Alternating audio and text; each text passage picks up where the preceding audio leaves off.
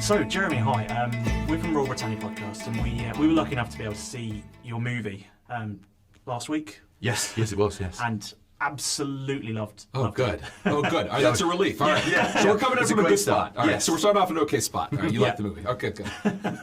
Really enjoyed it. It was, I can't wait to see it again. Yeah. Honestly, I cannot wait to go and see it again. Good. Really enjoyed it. Well, we enjoyed making it, so it works out because it was a lot of fun to make, and it's a lot of fun to watch people watch it, which is kind of my favorite part of making a movie.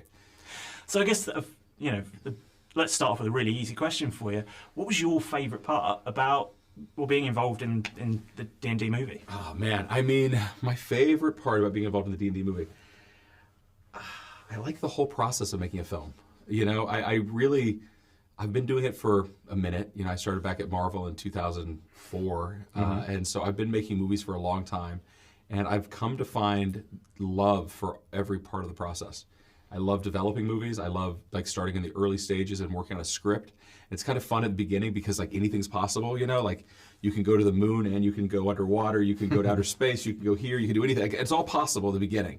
And then slowly some realities start to settle in and you can't do everything and there's a budget and there's realities of shooting and the realities of how you get it done. And so constraint starts to be fun to play with and to figure out all right, well, now what do we do? How do we make this fit? And how do we make it all come together? And what do we really need? What can we throw away? And what do we have to really carve out? So that part's fun. And then making a movie is really fun. You know, shooting a movie's exhausting and long, and people like to complain about the food and the hours and all that. But come on, it's a lot of fun. And editing a movie is really fun. Releasing a movie is difficult because you don't know what's going to happen, and you're done, and you can't change it. And sometimes you'll read a comment someone makes, and you're like, crap. They're right. Oh boy, is anyone else going to notice that? Oh man, so it's like that part's scary and fun, but then you get to watch with an audience, and that's kind of the whole point of making a movie in the first place. Is I love sitting in a room with a lot of people and watching people laugh and watching people cry and watching people clap and watch people have fun. And that's kind of why I think we're all in this business. Is we like going to the cinema and having the lights come down and being like, let's go on a ride. So I don't know. I like the whole process, which is a really lame answer for you, but I do like the whole process. I mean, it's a fun journey. It's 3 years, and so if you gotta learn to like all of it because all the parts take a long time. And so if you hate part of it, you're 6 months of your life or a year of your life you're gonna hate. That's not worth it. So you learn to love the whole thing. It's just got different parts. So, did you play Dungeons and Dragons yourself before the film? No, I did not, and it's weird. But I also didn't read Marvel comics before I started working at Marvel. Oh, really? Yeah.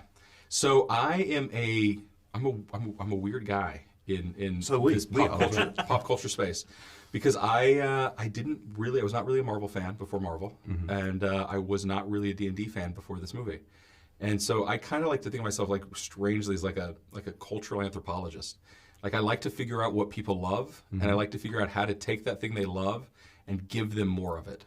And figure out what makes it tick, what makes the fandom tick, what makes it fun, but also try to make it so that for someone who doesn't love it, that they can end up having something they love. And so in a weird way, and this is kind of sacrilege, and you get a lot of comments. I'm sorry.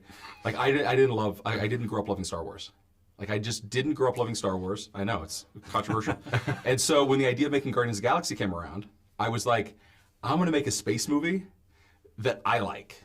How can I make a space movie that is something I really can dig, right? And my wife is a huge Star Wars fan and the biggest nerd in the world, and is what the hell's wrong with you? What do you mean Star Wars? I just never grew up with it. I didn't love it as a kid. I didn't have this affinity for it. But I want to make the thing that this next generation can have an affinity for, because I think a lot of what we're doing right now is we're remaking so much stuff where it's this generation doesn't get a chance to have their own say and what is their thing. And I was like, let's make the thing that a generation of kids can grow up with, and let's make that Guardians. And so in a weird way, I didn't grow up loving fantasy. I didn't grow up loving Lord of the Rings movies, I thought they were a little too dark for me personally as a person to enjoy. I like things that are lighter and fun and a little more, a little more buoyant. And so I was like, can I find a way to make a fantasy movie that I like? So basically I'm gonna take all the genres that I have issues with and find a way to make a version of it that I think is really clever, or fun, or charming, or whatever. And so it's kind of a weird point of view, but it's I think it's a lot of fun. And so I feel like I've now gotten to be involved in a fantasy movie that I love. And so now I'm I'm a fantasy fan. I like this movie. I think it's really fun. And it turns out along the way, I found a bunch of fantasy stuff that I really did love. It all just happened to be from the 80s, like Princess Bride and Neverending Story. And like it turned out there was a whole passel of stuff that all had kind of had this tone before, kind of shoulders that we were standing on top of, but it wasn't the stuff that I thought it was going to be. You know what I mean? It wasn't the traditional stuff where it's like Lord of the Rings and, The Hobbit and all that. Like turns out I like this like more different vibe fantasy, and I'm really digging it. Now I'm a big fantasy fan. So there you go. So you're a big fantasy fan. Yeah. Are you going to give D&D a go? Yeah, man. I mean, we started messing around, obviously, during the course of the movie, and the guys, John and Jonathan, are both players since they were kids. And so that's like kind of the balance, right? Is like you have to have both. And so I think I am often like the person that speaks for the uninitiated and says like, I mean, the joke at Marvel, because I was there, 14 years, the joke at Marvel was like, well, my Mima and Peepaw like it. That was the big joke in the editing room. And so like we were always joking that we were making Iron Man or Avengers or Guardians for Jeremy's Mima and Peepaw. And it was like the thing, like everyone would be like, Mima's not going to like that, and it was like a big joke in the editing room. But it really was like kind of in a weird way. And it's like, I think it's even in the Marvel history book, like the big 2-tome thing that we put out. There's like a whole section in there about like Jeremy's Mima and Peepaw, which made me laugh. That like got written about, like is like part of like cinema history or something now.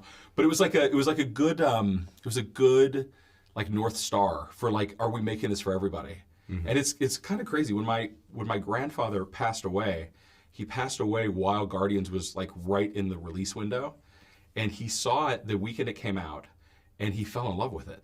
And it was like this really weird like full circle thing where like we've been joking for years like it's for Mima and Peepaw, and my grandfather like fell in love with Groot.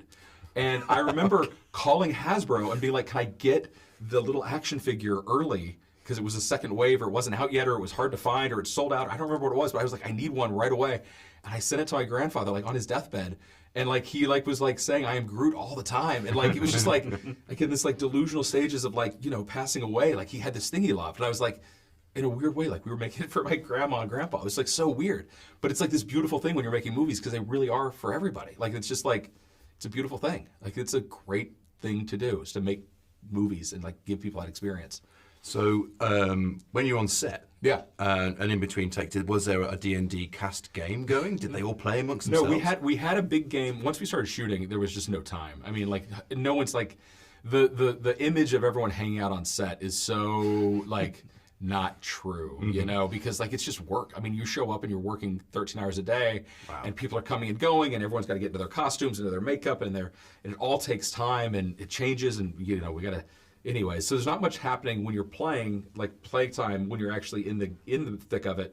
But when everyone showed up in Belfast for rehearsal, we all started playing, and we had like one big game. We had a DM from Seattle, from Wizards of the Coast, like beam in to our place. All the actors had gone on with her and had created their character before they showed up, and all their characters were kind of based on their characters in the film. And everyone showed up, and then we have a DM, and she took us on like a big one-shot adventure, and we had a blast, and like everybody had fun. And I think, in a weird way, it's like the best rehearsal time I've ever seen on a movie set.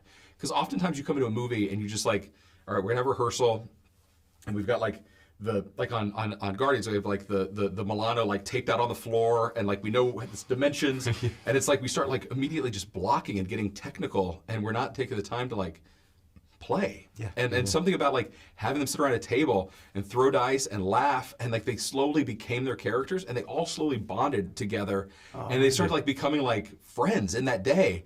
And then we started the regular rehearsals like a day or two after that, and like started like rehearsing the actual scenes in the film.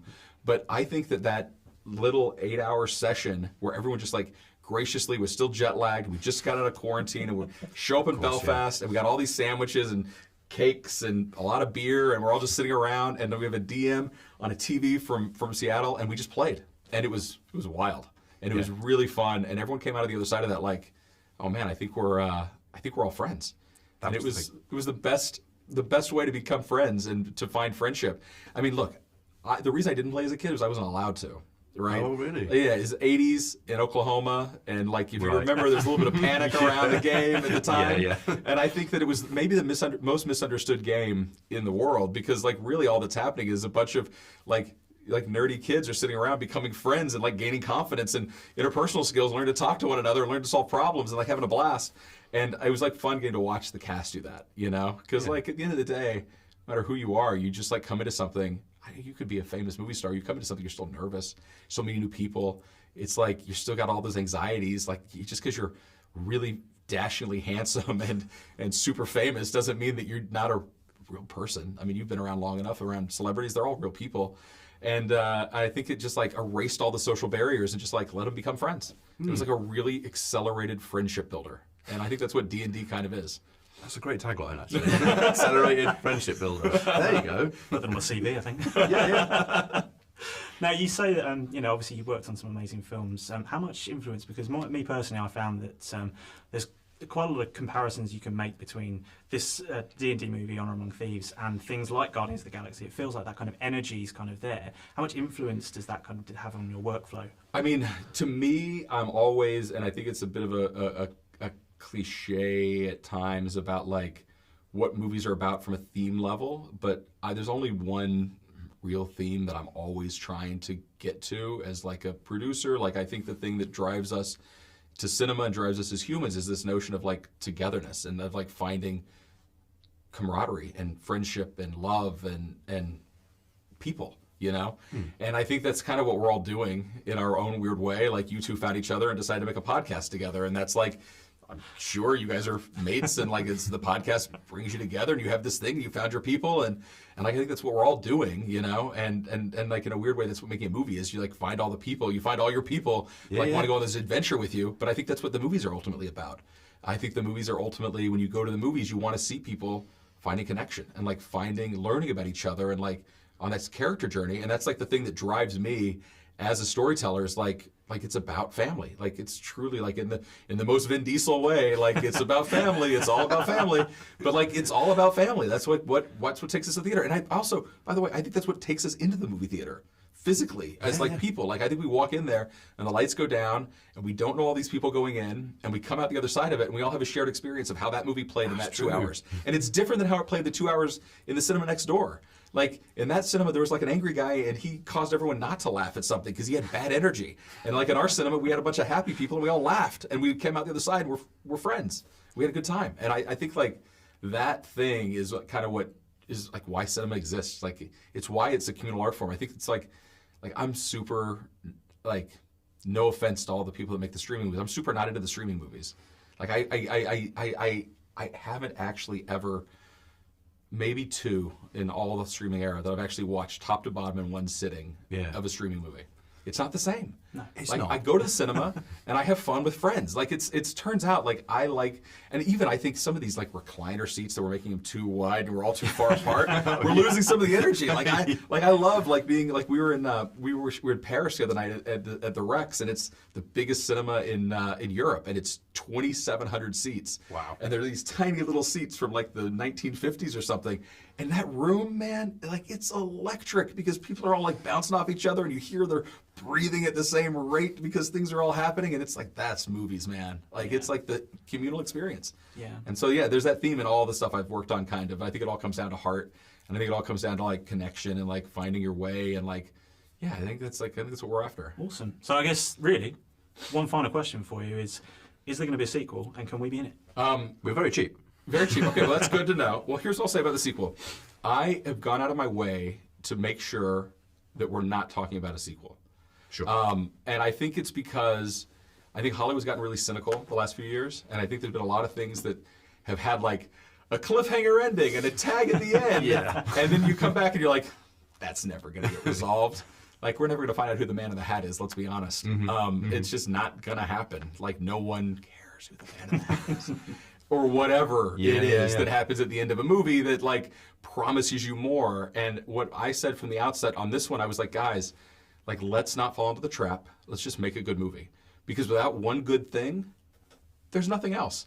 Like if we can't make one good thing, then no one's going to care how many clever tag scenes we had at the end that promised you more mediocre things.